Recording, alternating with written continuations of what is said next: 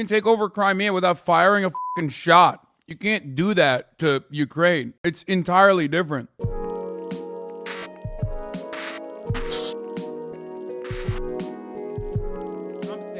This is Russia heading to a strategic defeat in Ukraine, according to the CaspianReport, who's Azerbaijani. Considered insane by those who can't hear the music. Putin has misjudged Ukraine, deeply so. What was supposed to be a lightning strike, amputating the Ukrainian government, has turned into a lengthy siege. Russian tactical planning is lacking in morale, logistics, and communications. Ukrainians are fighting back. They don't want to be part of the Russian backyard.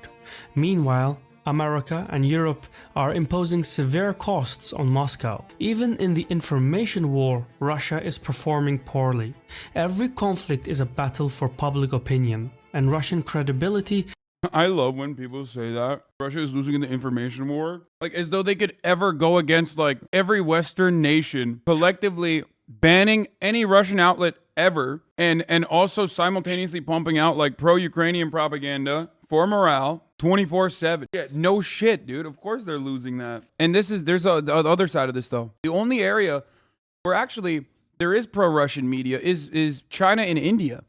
And for some reason, Westoids are just, like, completely oblivious for some weird reason to these massive fucking countries that are at the very least neutral towards Russia. Some of these shouters show by saying America bad, NATO bad isn't a substitute for theory and materialist analysis. In what fucking world could a supposed leftist take 10 steps back past Ukraine is not innocent and a land on Russia is innocent though? Yeah, I don't know. I think just like angry people who literally just hate America. Russians ban any Western source though. What was the left supposed to do? Let them spew obvious fake shit? No, I'm just saying that, like, that's the reason why Russia's not winning the propaganda war in the West. They can't. They could never do that. The West will pull a Russia on Russia real fucking quick before Russia could pull a Russia on the West. But then we act like that's not the case. But anyway, whatever. Let's continue. Is faltering. No one is buying Moscow's justification for war. From the Baltics to the Caucasus to Central Asia, Russia's neighbors feel uneasy, ceaselessly pondering who is next on the Kremlin's hit list. All of these factors affect Russian policymaking. It's okay, bro. I don't know where this dude's. Okay, this is ridiculous. It's clear as day. By invading Ukraine, Putin has made the biggest strategic blunder of his life. Even if the Russian army were to win every battle and he's right about that. I think most people would agree that it was a gigantic mistake. The people that say that like what Putin is doing is like genuine anti-fascist action are just like fucking brain broken, delusional, completely in the wrong, absolutely fucking insane. Every city, Russia would still lose the war. It wouldn't be able to secure Ukraine at large. Winning the hearts and minds of the populace would be an impossible task. And for as long as Ukrainians stand tall, Russia is headed to strategic defeat. Keeping up with events in Ukraine can be difficult at times. Some stories are Stop shitting on me, country. Listen, they're just saying Moldova better watch out. And what, you think they're wrong? You've been in this community for like 5 years. And you've only talked about how Russia is psychotic and violent. Moldova, Mama Liga. It's like you're the #1 guy who's always saying Moldova needs to watch out. Inconsistent or confusing. Recently, President Biden announced that he was sending more anti-aircraft, anti-armor weapons, and drones to Ukraine.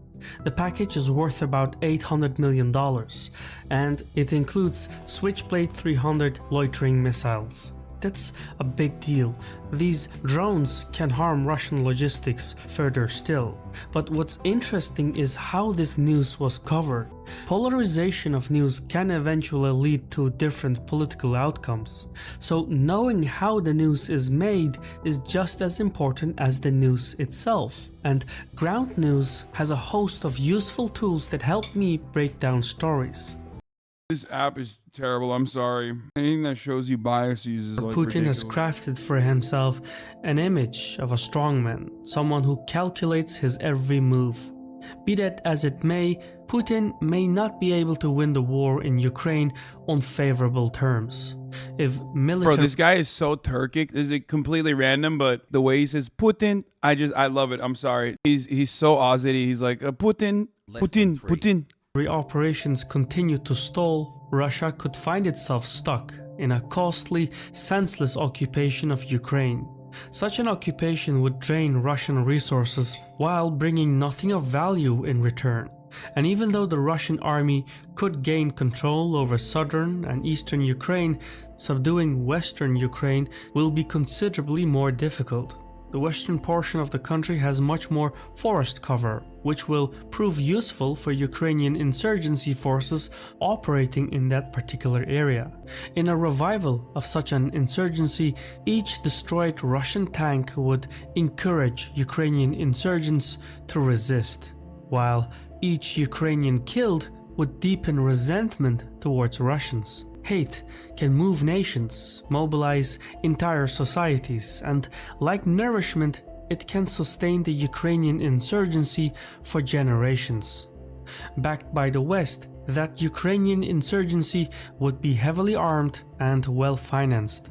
And for as long as it operates, it would drain on the morale of Russian troops and possibly drive the Russian economy into poverty. In the 1950s and 1960s, Algerian guerrilla fighters found ways to break the superior French army and sap away at the political will in Paris. Likewise, even if Russia were to gain tactical gains on the ground, it would still face strategic defeat. The fundamental truth is that it is easier to conquer a country than to hold on to it. The unintended consequences of the war, Okay, he's 100% right on this. There is no extended occupation in Ukraine by Russian forces. He's 100% right. That is part of the reason why I always said that it was not going to happen. That Russia was not going to invade Ukraine. It would be fucking insane. Because it is. And you were never going to be able to subdue and put down the Ukrainians and their willingness to be independent from Russia, especially by invading. So shit was not popping, you know? Consequences such as sanctions and insurgents would be exhausting for the Russians, since they went into this war with wildly different expectations. By its own design, Russia would involuntarily enter into a proxy conflict playing out right before its front yard. Now, Putin has always been a gambler, and a reckless one at that. In 2019, the editors of the Financial Times newspaper asked him if his appetite for risk-taking had increased or decreased with each passing year. Putin responded by citing a Russian phrase. Не увеличилось, не снизилось. Риск всегда должен быть оправданным. Но это не тот случай, когда можно применить известную такую веселую расхожую фразу. Кто не рискует, тот не пьет шампанского. Это не тот случай. Putin took considerable risks in Georgia, Syria, Crimea, and Donbass, forcing Western policymakers to accommodate. The risk that he took in Crimea and Donbass and Georgia is nothing in comparison to Ukraine. Like, you can't even make the comparison. All three of these areas are drastically different in the way that Putin has dealt with it, with the closest similarity being Georgia to Ukraine. Ultimately, none of them are as much as a strategic blunder as full-scale, all-out invasion of Ukraine. Accommodate, cooperate, and negotiate with him. And while those risks paid off, his Ukraine gamble is already showing signs of blowback. One of the most perplexing shortcomings is that there seems to be no political plan for the day after. What happens after taking Kiev is unknown. The Kremlin could muster a secret police to subdue the Ukrainian population. It could also stage an election and put in power a pro-Russian government body in Kiev. Call it Vichy Ukraine, but the authority of that body would be questioned by foreigners and Ukrainians alike. Much like the American lack of political planning in Iraq and Afghanistan, Russia would enroll in an unwinnable occupation. Instead of a stable buffer space that the Russians wanted, Ukraine would turn into a highly volatile conflict zone that could also spill over into Russian territory. The ultimate result would be the opposite of what the Russians set out to achieve. What's more, a quagmire in... I 1,000,000% agree with everything he's saying. Like, there were some parts originally that I did not like, but everything he's saying is completely correct. The only way to have dealt with this was through as much soft power as possible and using your strategic relationships that you have with your trade partners in Europe, and to constantly show the world that America was like ruining and sullying this situation. Even like utilizing OSCE, like Western fucking outlets and Western installed security measures that you could literally, at the very least, like show and build a better case for the crimes against humanity that were occurring in Donbass. Even if he juked everybody by acting like he was going to invade and not invade, that would have been a fucking huge blow to Western intelligence, Western nations. If he like straight up did not invade and was like, no, we're just doing military exercises like we said we were. Also, look at all the fucking violence that's occurring in Donbass, yada, yada, yada.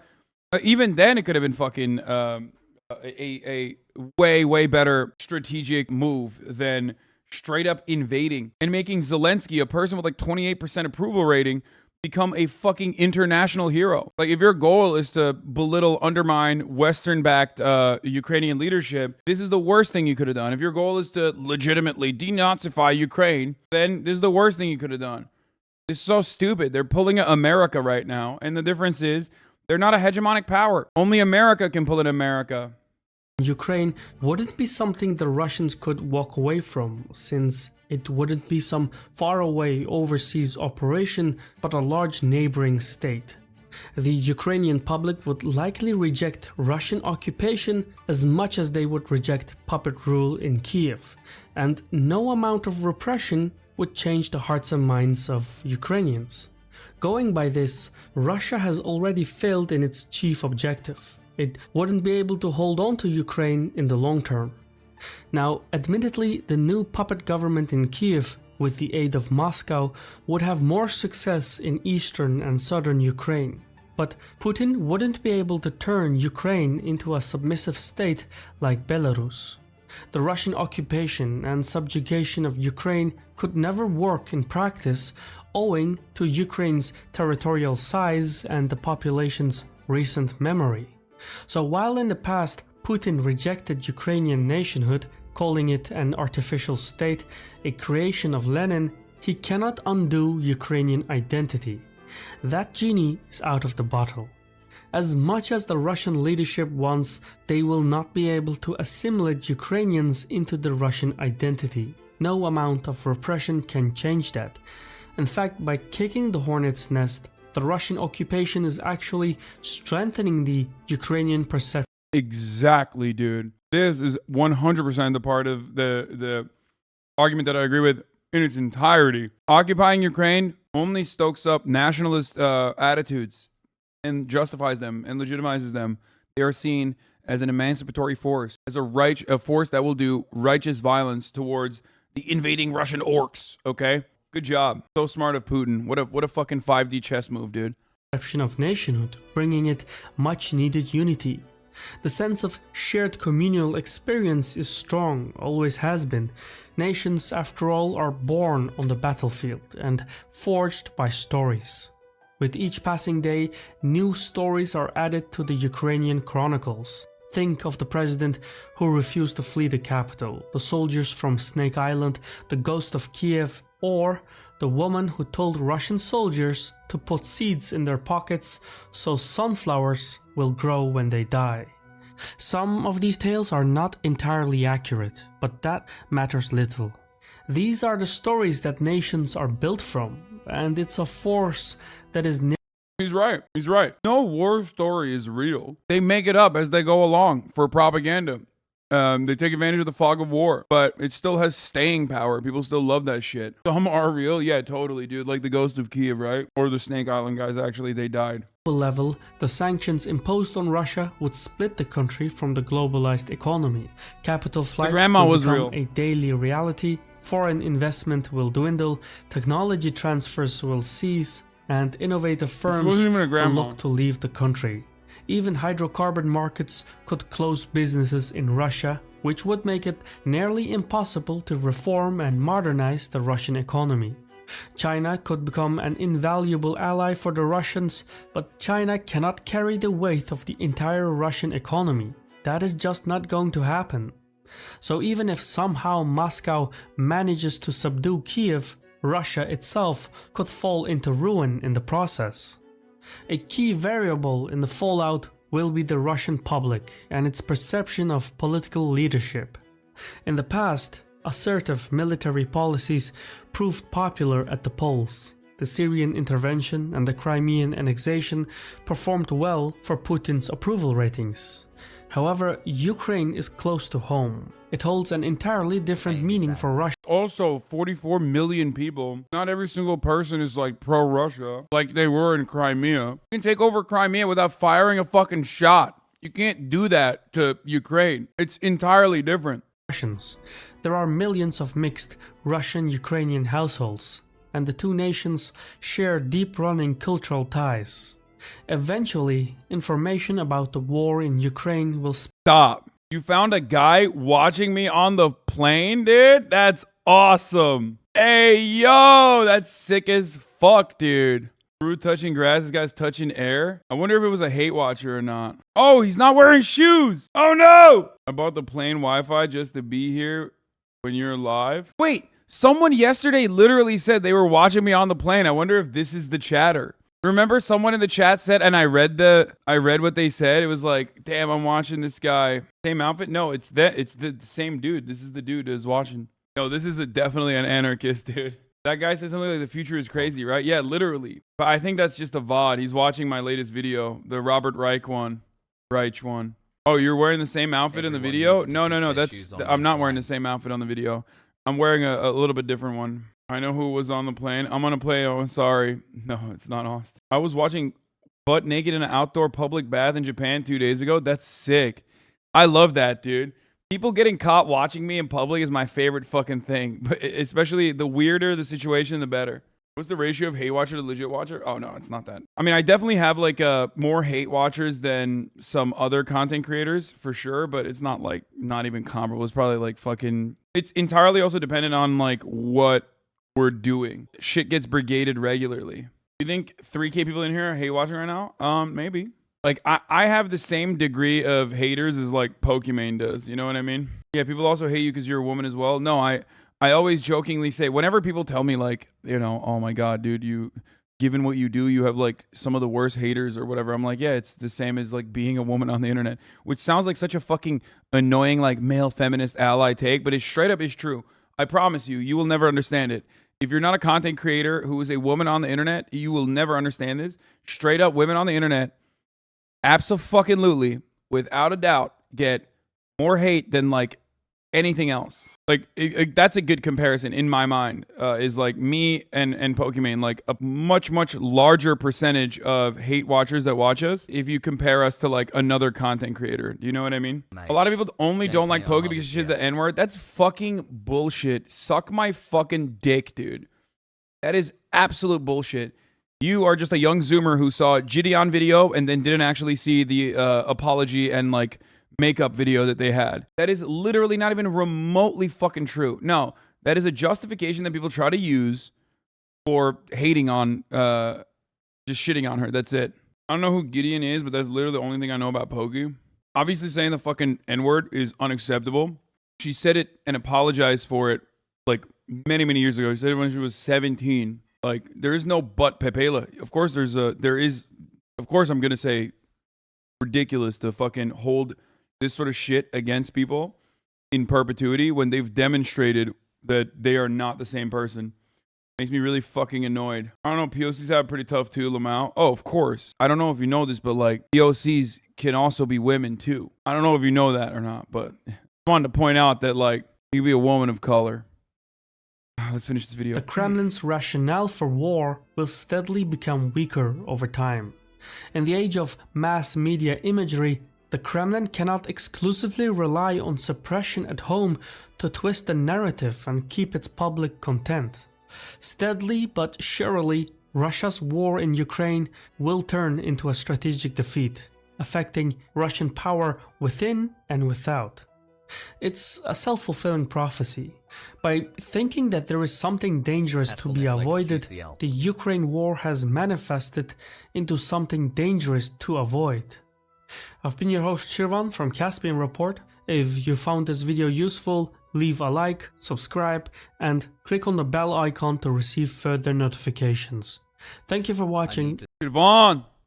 Shirvan! Sorry, I just wanted to yell his name out.